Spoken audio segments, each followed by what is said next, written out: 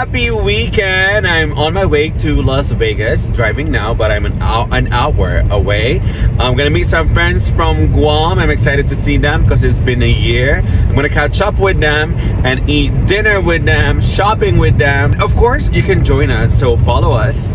Heto na naman, at dahil nakabakasyon na naman tayo, ano pang hinihintay natin? Halika na, mag-drive na tayo sa Vegas dahil hindi naman ito kalayuan from Phoenix. Mga 4 hours drive lang naman. Kaya tara na. Wala talaga sa plan ito pero nakabook tayo ng hotel dito sa Stratosphere. Mabuti na lang hindi talaga sila busy. At they gave me a room all the way to 24th floor so I can enjoy the view of the city. I actually requested for a king room pero they gave me a room with 2 queen beds. Pero okay na rin yun dahil wala talaga akong oras bumalik sa front desk at mag-complain pa or tumawag pa sa customer service. Feeling ko talaga na mas maganda ang view dito at nighttime. Pero we need to take a nap dahil napagod ako sa kakadrive. Pero bago tayo mag-nap, at least 1 or 2 hours, syempre aura-aura muna para naman meron tayong mga short reels para sa Facebook, di ba? After a short nap, nakapag-ready na ako because I have to meet my friend from Guam, Red Line. Sa lobby na daw siya, kaya pagkita ko sa lobby, eto, aura-aura na rin. Sabi ko, ano ba naman niya? Parang wala talaga nagbago. Para pa rin kaming nasa Guam. At syempre, nakisama na rin ako. Kunwari, hindi namin kita yung camera, di ba? Tapos, picture doon, picture dito. Basta, ganun pa rin. And then, she drove me to visit the town center kung saan daw yung Noy Pits. Yung Noy Pits is a Filipino restaurant here in US na may mga banda, mga Filipino food. But before that, we just walked around. We checked the place. Ang daming activities dito. Especially for family kids. At syempre, hindi mawawala ang aura dyan. Kunwari tumatakbo, ayan. Kunwari solo-solo, lakad doon, lakad dito. Ganda sa Las Vegas, even though it's known as the Sin City, there's still a lot of places that can be visited, especially for family members or especially for kids. So maraming ganap dito, maraming mga activities. This is the perfect place. Pero nandito kami to check Noy Pits at para mag-shopping na rin. Kaya tara, shopping na tayo. Pero before that, picture-picture na naman dito kami. Ayan. Takbo kunwari. Hope you're enjoying the holiday season. Greeting from Vegas with my friend Red Line. Merry Christmas to everyone and have a safe Christmas to all. Have fun! Bye! Ayan yun. Aura na naman kahit muntik na kaming masagasaan dyan. Dito tayo sa Noy Pits just to check it out. I've been to Noy Pits, the one in California, but we're gonna check the one here in Vegas sa Noy Pits. Let's go! At syempre, Diyos ko, ang aking friend, ako talagang shopaholic ito. Kasama ko mag-shopping to since 20 sa Guam. Dahil maaga-aga pa, kaya dinala niya ako dito sa H&M at saka sa mga stores para daw i-check ang mga clothes dahil marami daw sale. Kaya check natin yan. I love it. They do have a lot of sales. And I mean, only in Vegas. I don't see this in Arizona like this blazer here. It's just $29. Especially this one here. I think it's $20-some. Okay, I love it. I'm gonna get all of them. So let's keep looking for more blazers. I love blazers.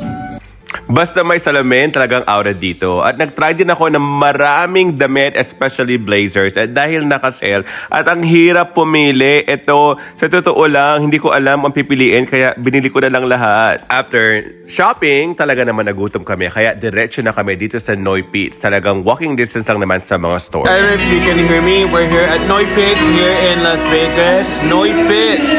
So Filipino food with live band. So I'm gonna show you the food that we ordered, okay? Siyempre, kapag Filipino food, lahat na lang ng bawal sa akin na in-order na namin. Mga chicharong bulaklak, kwek-kwek, ensalada mangga, fresh lumpia. Naku, favorite ko talaga yung mga yan. Pero siyempre, dahil guilty, kunwari may vegetables tayo. May mga kaldereta at kung ano-ano pa, sisig.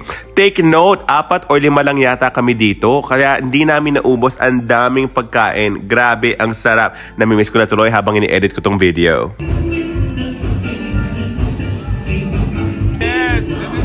Oh my goodness, look at that.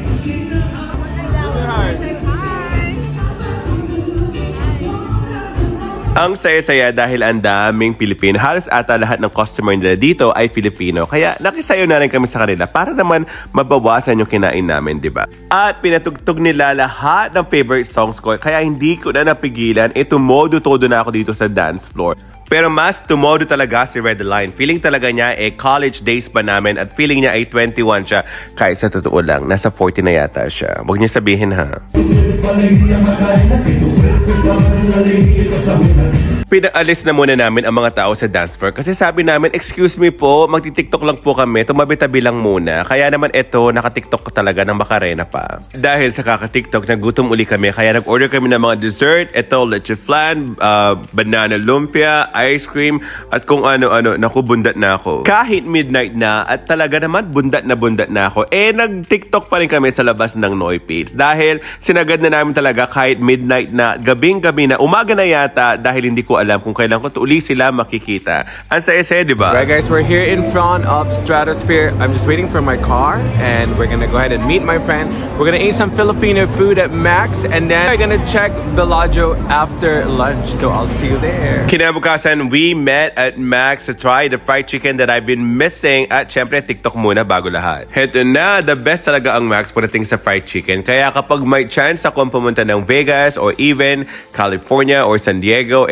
talaga naman nag-stop by ako dito sa Max dahil they have the best chicken. So we ordered the basic, the pancit, the chicken at syempre ito sayo na naman kami. Walang katigilan. We're here at the Palazzo.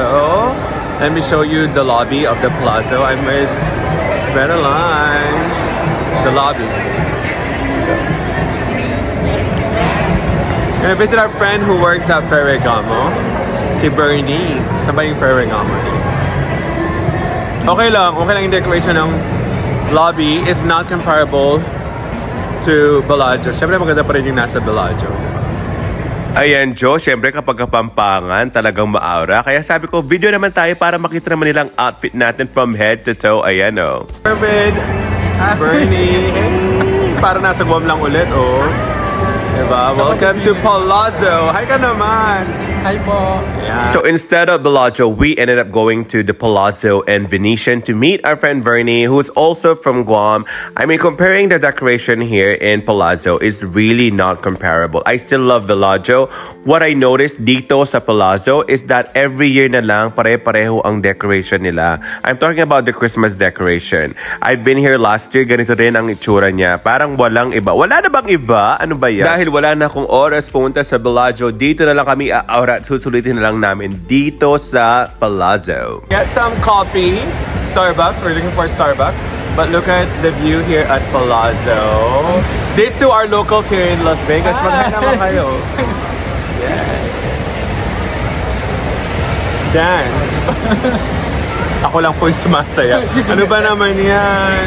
So if you're thinking that I'm in Italy, no, this is not Italy. This is in Venetian Hotel, just right across Palazzo. Siyempre, aura na naman dahil ang ganda rin ng scenery dito. Parang feeling mo talaga nasa Italia ka na, di ba? Look at what's behind me. So you don't have to go to Italy to experience this, right?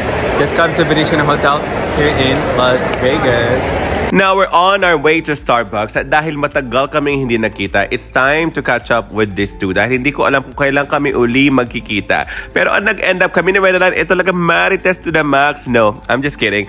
Reminiscing the past and we were laughing the entire time. But before I left Vegas, by the way, another TikTok na walang katapusan na naman. Heto na naman kami. Talaga ang mga tao tingin na tingin sa amin. Akala yata nababaliw na kami. But I hope you had fun here in Las Vegas. Until next time. But wait, we're not going home yet. We're still flying to San Francisco. So let's go. I'm here. I have to go back to Arizona and then we're gonna fly to San Francisco to meet some friends as well. Thank you so much, Redeline. Thank you so much for everything. I had so much fun. Did you have fun? Yes, and thank you so much for your time. I appreciate you so much, and till next time. Yes, thank you. Bye, Las Vegas. Be safe.